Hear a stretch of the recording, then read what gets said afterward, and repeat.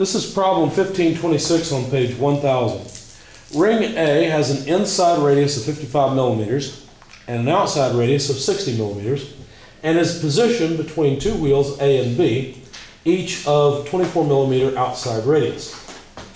Knowing that wheel A rotates with a constant angular velocity of 300 RPM and no slippage occurs, determine the angular velocity of ring C and of wheel B, and also find the acceleration of the points on A and B that are in contact with C. We have to be careful here because the acceleration depends on which body you're talking about. The point is a common point shared by bodies, but they are different points on the two, well, three bodies really. Now let me ask you a question. They told us that the angular velocity of wheel A is 300 RPM. They didn't specify whether it's clockwise or counterclockwise. I'll make it counterclockwise on A, it doesn't really matter. 300 RPM, revolutions per minute for A. Of course, A is pinned here to ground, and B is pinned at its center to ground. Just looking at this, what do you think? Do you think A and B rotate at the same speed or different speeds? Remember that A and B are both 24 millimeters, and the thickness of this ring is 5 millimeters. Okay, so the radius of each of these is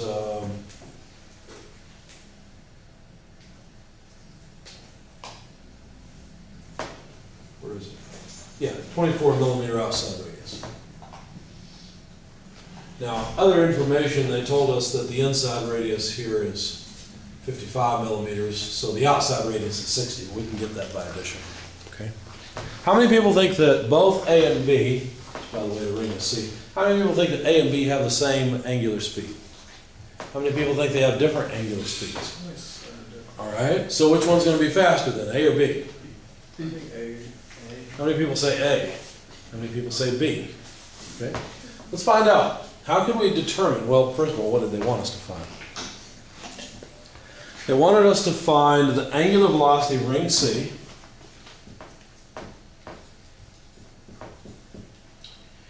and let's see, the acceleration of points A and B that are in contact but that are not on ring C. They're in contact with ring C but not on it. Okay, so we'll just call this point A. Understand it's on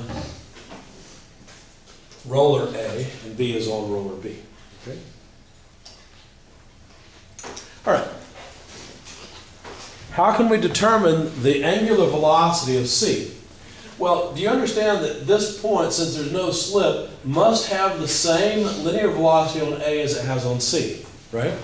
So the velocity of point A, which they did not ask us for but is useful, is the same on C as it is on A. So it would just be the angular speed of A multiplied by the radius of A.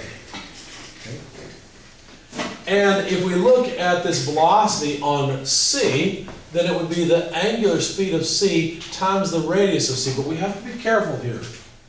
The radius of C that I'm talking about is the radius from the center out to A. So let me make it clear that this is the outside radius of C. Okay? Now notice what we have here. We have a relationship that will allow us to calculate the angular speed of C from the angular speed of A and the ratio of the radii of the two rings that are rolling on one another. So if we take the angular speed of A, I know that normally we put the angular speed into radians per time, but the units won't matter in this case because we'll get the same units for C as we have for A. So let's just plug in A as 300 revolutions per minute, RPM, multiplied by the radius of A, 24 millimeters, divided by the radius of C on the outside, which is 60 millimeters.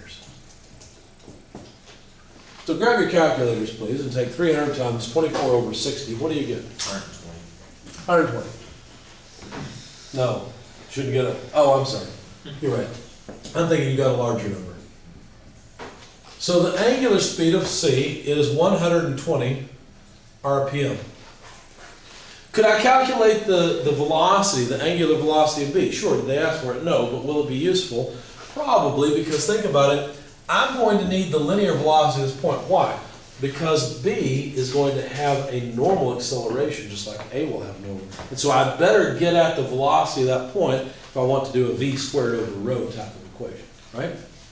So let's calculate the angular speed of B.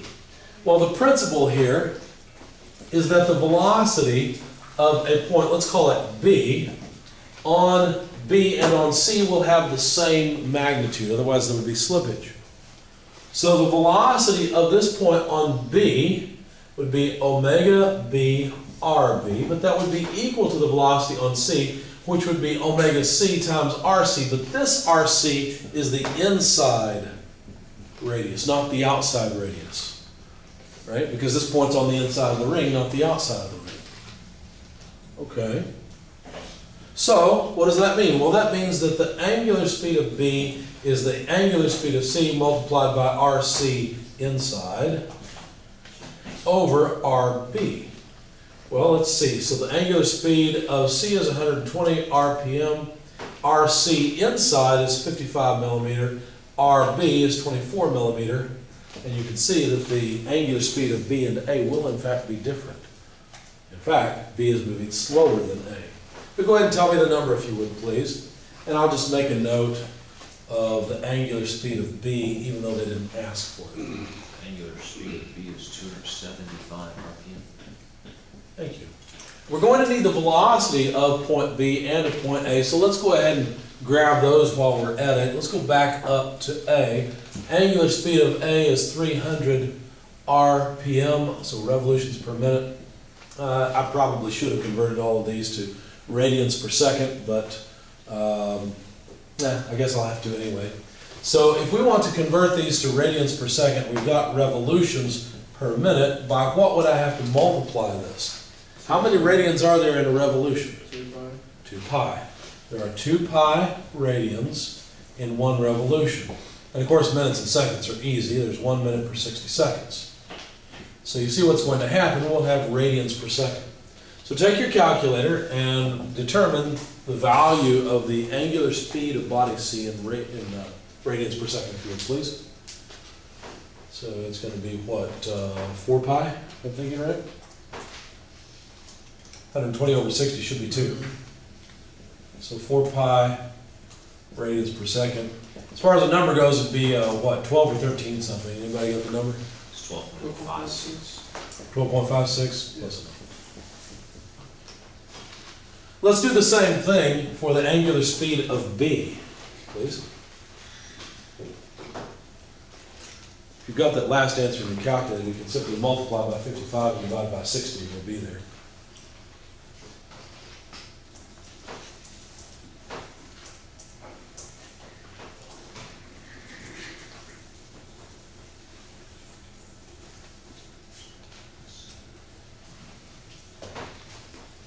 Slightly smaller, how much is it?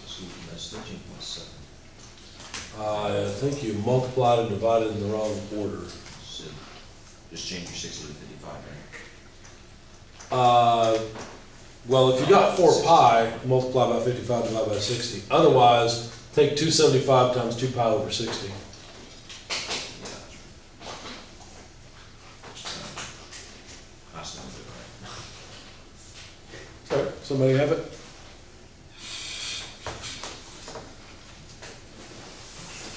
No, we're going to make you start Windows calculator. Okay. I can do that. 275 times 4 pi. It's not 275 times 4 pi, it's 275 times 2 times pi divided by 60. Times 2 pi. I got 20.7. Yeah, I got that. No, I've done something wrong. Either that or we've got the wrong number here.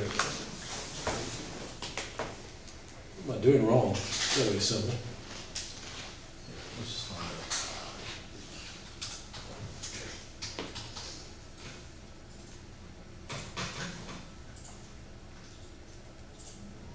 Okay, I did that right. What am I doing wrong with the other?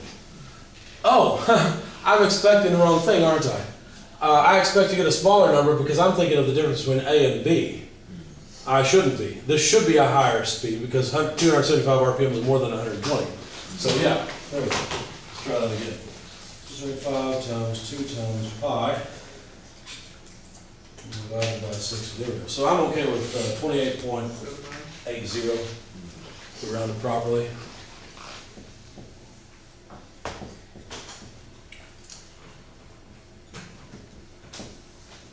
Okay.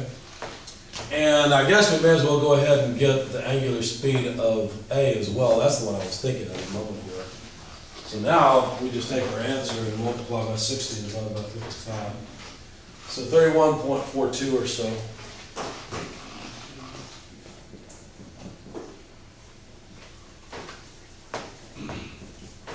I did that right. I'm going to double check myself. 300 times 2 times pi divided by 60. Yeah, there we go. All right, so there's all the angular speeds. And what did we want to find? Well, we want to know the acceleration of point A. Now notice that the angular speed is constant. There's a constant angular velocity of 300 RPM. So we don't have any tangential acceleration to worry about, only normal acceleration.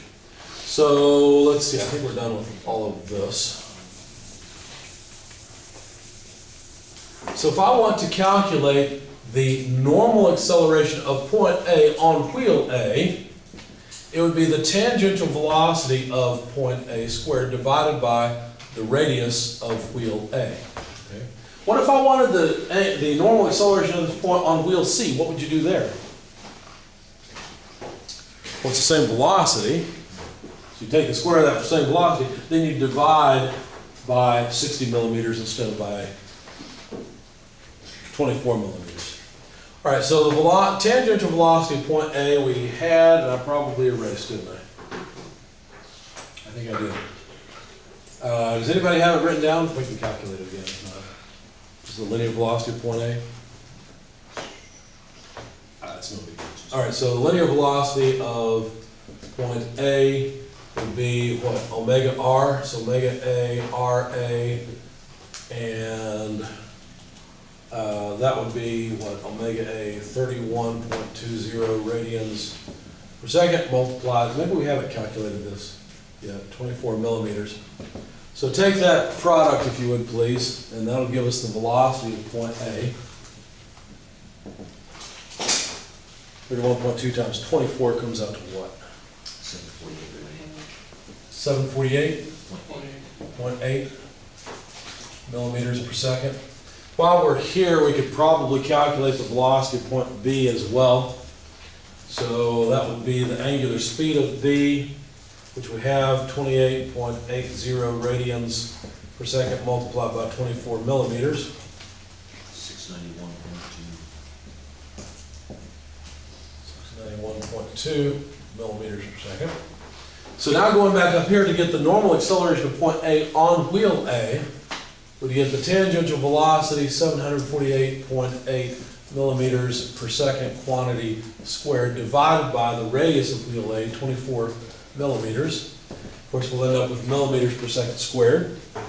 So the acceleration of point A comes out to what number? 23,362.56. Okay. Because I don't know how many significant figures we can really take here. Roughly 23,360 millimeters per second squared. Let's do the same thing for the acceleration of point B. Well, the acceleration of point B would be all normal acceleration. It would be the tangential velocity of point B on wheel B. That tangential velocity is 691.2 millimeters per second, which we need to then square it, divided by 24 millimeters. This will give us the normal acceleration of point B, which of course should be less. 19,906. How much? 19,906. Thank you. Let me just round that the same as I did the other. So 19,900 or so millimeters per second squared. Okay. What am I trying to drive home here? V equals omega R. That's what I'm trying to drive home. Okay, we're using that all over the place to solve these problems. Any questions about this? All right.